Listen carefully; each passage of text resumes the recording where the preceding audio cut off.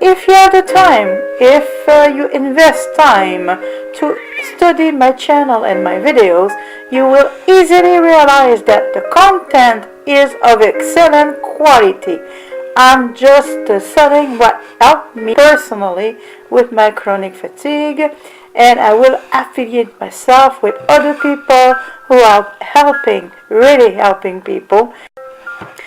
Before we go further to the video, I just want to say today's video is sponsored by BetterHelp. BetterHelp, in case you didn't know, is one of the best places online that you go to if you need a counselor or just someone to talk to. I know a lot of you guys out there, including myself, have struggled in the past, and in unfortunate situations, a lot of us struggle to deal with that stuff, and it's where BetterHelp can help. BetterHelp offers affordable online counseling. You can get access to licensed, trained, and experienced trained psychologists, marriage and family therapists, clinical social workers, and board licensed professional counselors, so there won't be any shortage of people who can help you and talk to you about anything you're struggling with.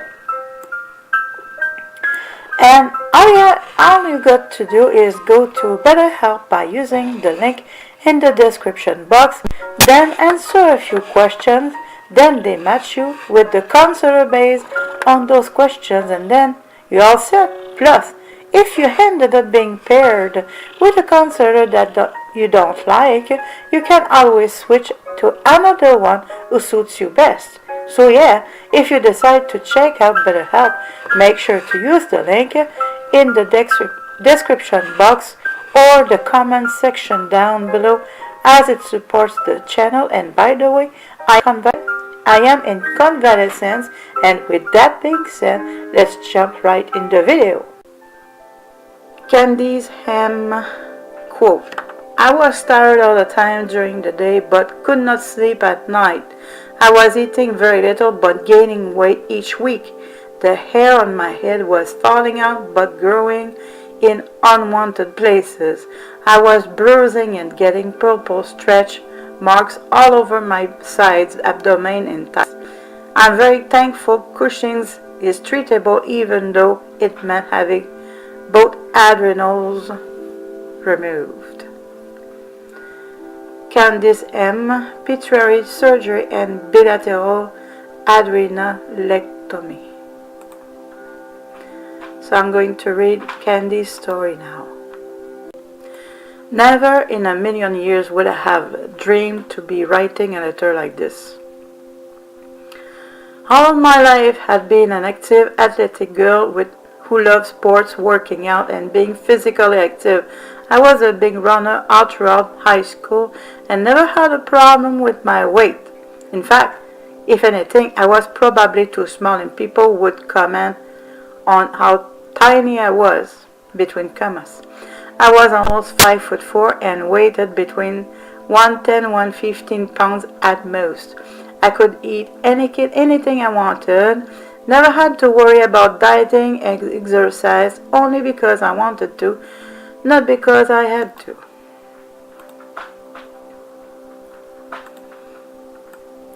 Shortly after I graduated college in May 2003, I had several stressful events occur which resulted in some major life transitions for me.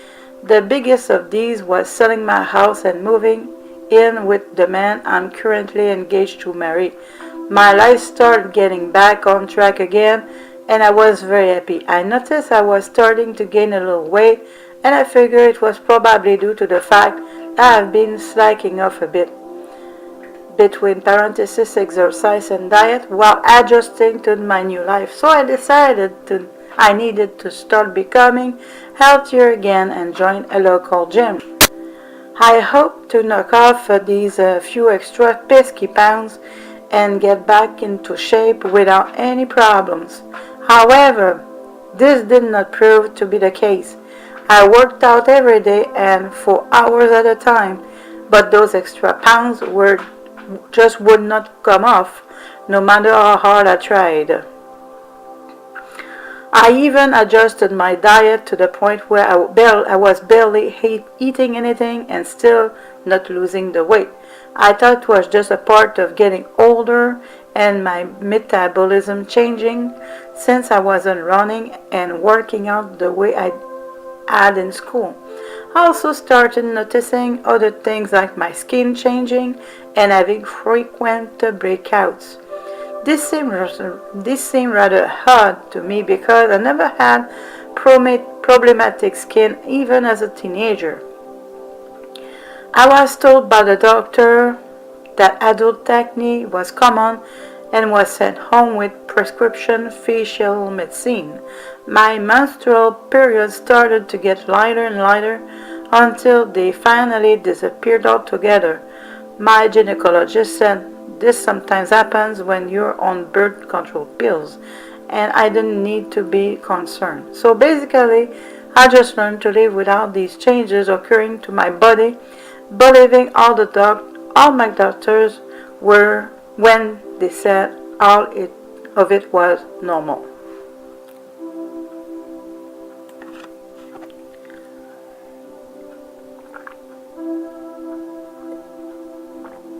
I continued to battle these problems for the next couple of years, unsuspecting that I had much more serious medical condition.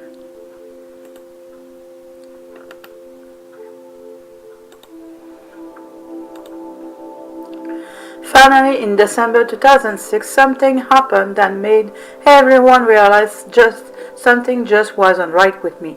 I went to the doctor to get my prescription refilled for my facial medicine.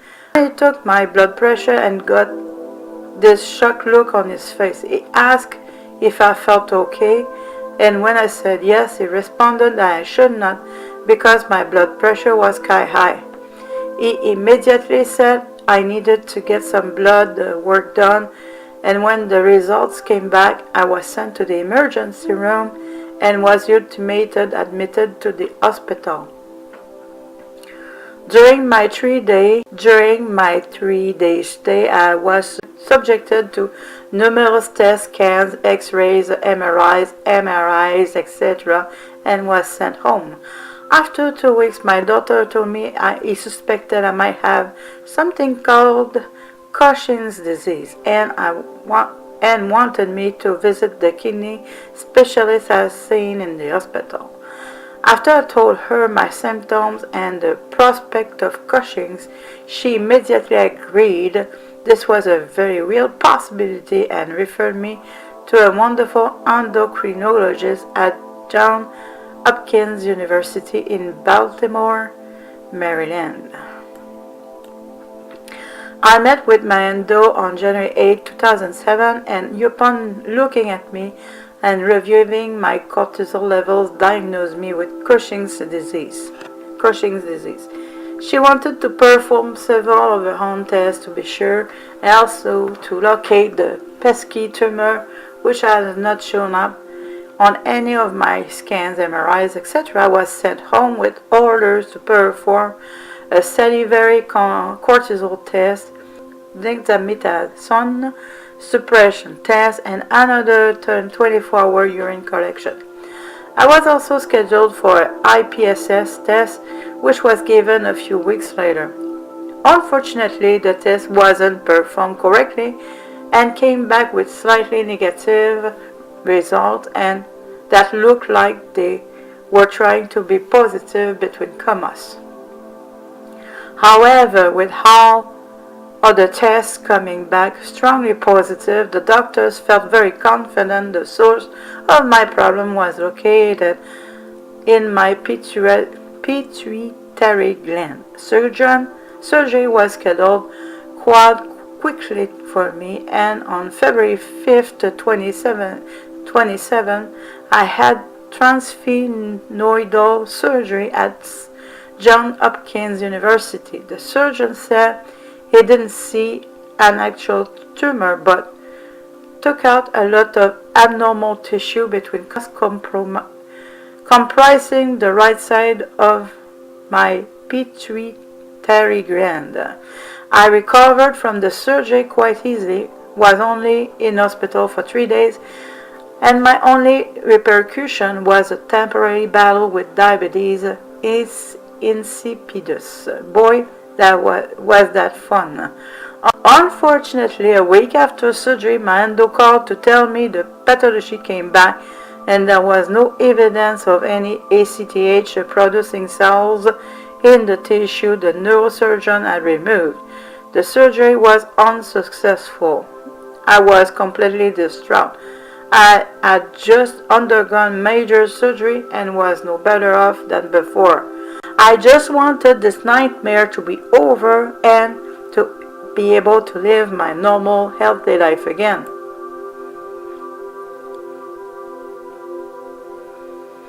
My endo said before the neurosurgeon would agree to try surgery again, he wanted another IPSS done with more conclusive results since MRIs were still not showing the tumor. My endo was able to get me accepted into a study at the National Institute of Health in Bethesda, Maryland. I checked in at NIH on March 12 and had all of the standard tests and bloods work repeated again over the next week, and they again all indicated a pituitary tumor. However, again, my tumor eluded all MRIs. I had another IPSS test performed correctly by a wonderful doctor, and the results were strongly positive between commas for a pituitary tumor. I was told I could go home and I would be contacted in about 2 weeks after the doctors met with the neurosurgeon to discuss my case. Weeks went by and I was told nothing had been decided because all of the doctors and surgeons were unable to find time to get together due to vacations, schedules, etc. I started to get impatient waiting because I was still so sick. I had gained about 40 pounds by this point because I was no longer allowed to exercise due to my high blood pressure. Not that I could have anyway because my muscles had become so sore and tired by this point.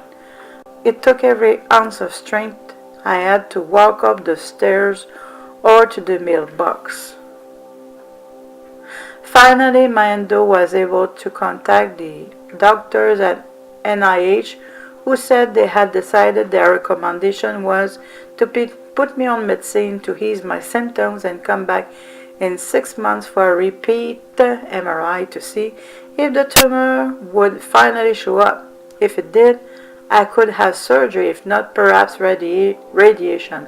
I was very upset by this decision because I wanted a quick fix between commas to my problem, but not the potential of months to years with radiation. At first, my endo felt I should still try a second surgery, but then after talking to her boss decided that NIH was probably right in that a second pituitary surgery wouldn't be the best choice for me right now, since my tumor still was not visible.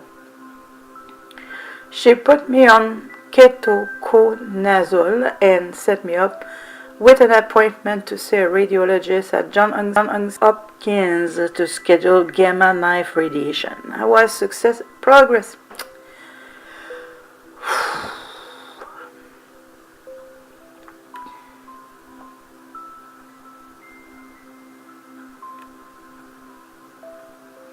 I was progressively getting worse and worse. I was tired all the time during the day and couldn't sleep at night. I was told that's because my cortisol levels were peaking then. I was eating next to nothing, yet gaining pounds each week. I started losing my hair on my head and gaining it in unwanted places. I was bruising constantly and getting purple stretch marks all over my sides, abdomen, and thighs. I couldn't fit into anything that button and elastic waist became my best friend. I was so embarrassed to go anywhere and didn't want to leave my house. I was absolutely miserable. My endo increased my dosage of ketoconazole, and although it helped a little, I still suffered tremendously. The doctor couldn't go much higher on my dosage because she was afraid of possible liver damage. I met with the radiologist on May 17, 27. He was very nice and said before he'd agreed to give me radiation, he'd like me to discuss the possibility of repeat pituitary surgery with the neurosurgeon to get his opinion. I tried to contact the neurosurgeon via email, and he told me he'd discuss things with my endo and get back to me. In the meantime, I had a really scary episode which really turned everything around for me. One evening I was with my fiancé and I noticed my feet starting to swell. When we got back to our house, I put my feet up, but the swelling didn't go away. I called my endo, and after asking me several questions, was told to go immediately to the emergency room. I ended up getting admitted with extremely low potassium levels, which was the cause of my swelling. I had an IV drip with potassium all weekend. I think that episode was enough to convince everyone I wasn't going well on all the medicines I was taking, and something had to be done soon. Everything flew by pretty quickly from there. The following week, I met with the neurosurgeon to talk about the possibility of repeat transsphenoidal surgery and its chances of success. I also met with my endo and her boss to talk about another option, bilateral adrenalectomy. After weighing all the pros and cons and doing some serious soul searching, I decided on the adrenalectomy. I knew I had to be on lifelong steroid replacements and would always have to closely monitor my health, but also knew I wanted to be cured. I didn't want to take the chance of a second pituitary surgery being unsuccessful again and then possibly facing an adrenalectomy anyway. I didn't want the chance of the tumor growing back. I wanted these symptoms gone for good. I knew with no adrenal glands my body couldn't make cortisol, and thus I would no longer suffer from the Cushing symptoms. I knew by removing my adrenal glands I was indirectly solving my problem. I would still have the ACTH producing tumor supposedly in my pituitary gland. I knew there was a possibility the tumor could rapidly grow, the Nelson syndrome between parentheses, and I might have to get it removed at that time. But I was prepared to face it all. I just wanted these Cushing symptoms gone forever. On June 26, 27, I met with the surgeon who would potentially be doing my adrenalectomy. Once again, I chose to have this surgery performed at Johns Hopkins because I was always very impressed by the skill and knowledge of their doctors. The doctor reiterated the risks of the surgery to me and also the consequences. I signed the consent forms and found out the following day my surgery was slated for that Friday. I could hardly believe it. I had wanted it for so long, and it was finally happening. I had to go on a clear liquid diet for the 2 days before surgery and also do a bowel cleansing between comas. I never want to do that again. I did all the pre-op stuff and anxiously waited for Friday morning. I arrived at the hospital and went into pre-op about around 10:15 a.m. My family and fiancé all came in to wish me luck, and I was wheeled off to the operating room. Next thing I knew, I was waking up in recovery. I was told everything went fine. The doctor was able to remove both adrenal glands laparoscopically in about 6 hours. I was taken to ICU for the next night and moved to a regular room for the next 3 days. I was definitively sore, but made myself get out of bed and walk around the next day after surgery. I had 7 small incisions on my abdomen, and that was it. I could hardly believe they could pull anything out of those small cuts. After I got home, I continued to heal nicely. All of my blood work indicates a successful surgery. Cortisol levels are 0 with medicine between parentheses. I saw physical changes immediately after surgery. I lost 10 pounds in the first 2 weeks, and the puffiness of my face and neck was drastically being reduced. My bruising and high blood pressure has disappeared. My hair is starting to grow again, and 2 days after I came home, I got my first period in 3 years. I never thought I'd be happy to get my period, but I honestly cried. I honestly cried. I was able to drop down to my maintenance dose of hydrocortisone, 15 milligrams daily, fairly quickly and easily with no problems or scares. It's now a little over 2 months since my surgery, and I feel great for the most part.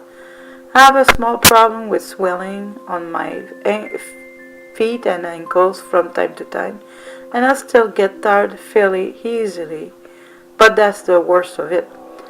I've started exercising again, and the soreness I feel after a good workout is a welcome feeling because I know my muscles are rebounding again. I continue to lose weight without even really trying too hard, and feel confident I will eventually get back down to my pre-Queen's weight. The weight isn't coming off as quick as I'd like to it, but slowly and surely the scales are going down. I know if I stick with it, I will reach my goal. I truly feel Cushing patients are some of the strongest people in the entire world. If we can conquer disease, there's nothing we can do if we just have faith and believe. I'd like to say a special thanks to all my wonderful friends and family who taught me just that. Special thanks to my wonderful fiancé who was by my side every step of the way. Also to my angel mother who made me never give up and fought this disease for me even when I felt like I could not. The power of love really is a miracle in itself. For all of you still fighting out there, don't give up. When you feel like hiding and giving in this awful disease, just think about all people who love you and are in your corner. You realize how lucky you are, and you owe it to them to keep fighting. I'm speaking from experience when I say it will get better. Don't give up and don't give in, and when this is all over, you are looking back on it as I am, you will be a much better person for it. An update, spring of 2009.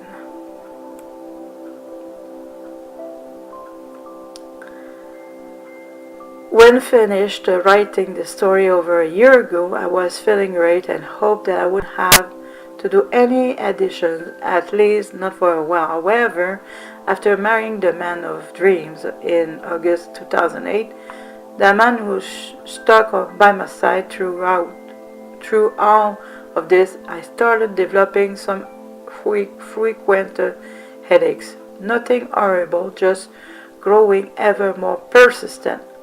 I've been slowly growing a deeper and deeper tan, so much so that I couldn't go out into the sun for more than few minutes without a high SPF sunblock, or my skin would turn literally dark.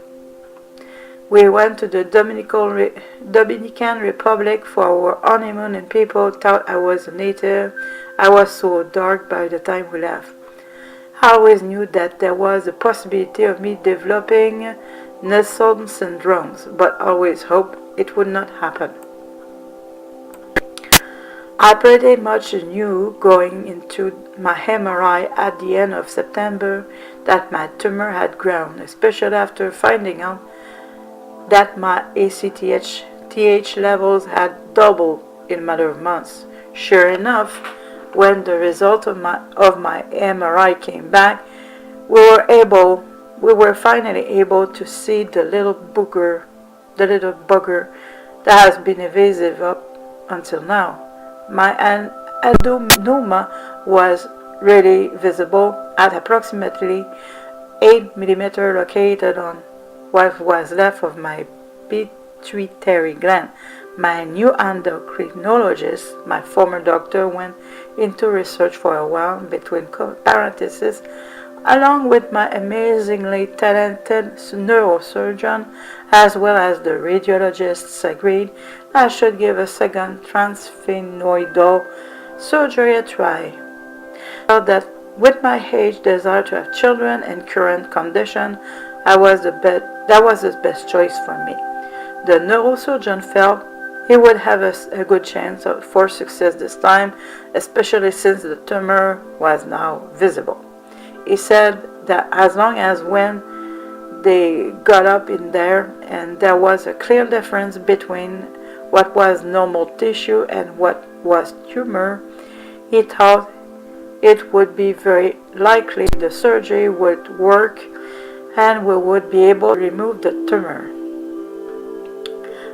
I had grown to really trust my neurosurgeon and believed that this was indeed the right decision for me.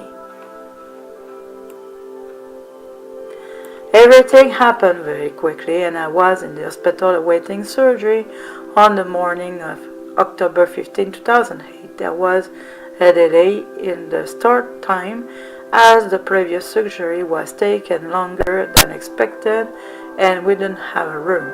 They finally arranged for another room and I was wheeled on in to have my surgery. I walked in the recovery room to find my husband waiting there for me to open my eyes. I knew immediately I just had this feeling that was different from my first transsphenoidal, that everything had been successful. I was thoroughly amazed at how well I could breathe this time around. I wasn't stuffy at all the way I had been the first time around. I didn't even have to go to ICU. I went straight to my private room. The neurosurgeons came around and following morning and said that the surgery went remarkably well and I handled it like a champ. They said it didn't even look like I had had a surgery. I told them that it really didn't feel like I had. They said that because I already had this done before, they used the same pathway through my nose, and it wasn't near as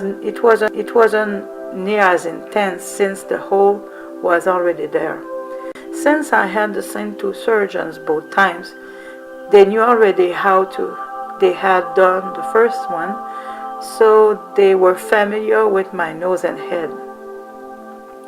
I was up and walking around, and everyone, doctors, surgeons, nurses, physical therapists were amazed. Everyone could see that I was ready to go home. I was released early that evening after only a little over 24 hours since my surgery. The recovery at home was very easy. I was only off work for a few days just to gain my strength back and make sure everything was indeed okay. My post-blood work showed a significant drop in ACTH levels, indicating that the surgery was indeed successful. My post-op MRI looked great as well. No signs of tumor, of course. We can be 100% sure that the tumor is completely gone and that it won't grow back, but that is what we will hope for. In the meantime, I was so happy, healthy, and grateful to be alive and enjoy life. Things really got better for me after I had the BLA. I haven't had any problems since then. No adrenal crisis, knock on wood, between parentheses, nothing. I would do it again in a heartbeat. I had gotten back down to my pre-Cushing weight and have never felt better. I will not live each day worrying about what could happen. I'd rather focus on everything good I have right now, and I'd say that's a lot. I'd like to send my deepest thanks and appreciation to the absolutely wonderful pituitary team at Johns Hopkins Hospital. They are some of the most amazingly talented, intelligent, and kind doctors that one could ever wish for. I wouldn't be sitting here today so healthy and happy without them. I'd like to send special thanks to my endocrinologist, Dr. Salvatore, who always takes such good care of me, and my incredible neurosurgeon, Dr. Olivier, who I trust with my life. You are both my heroes.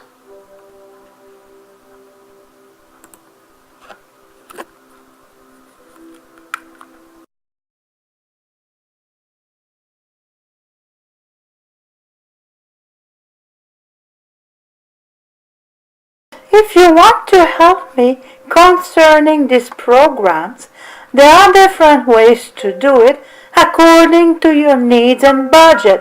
What I propose you is to help you by helping me. For instance, I have a link with Peeping Rock for the best vitamins on the market, costing less money than the usual vitamins you see on the market.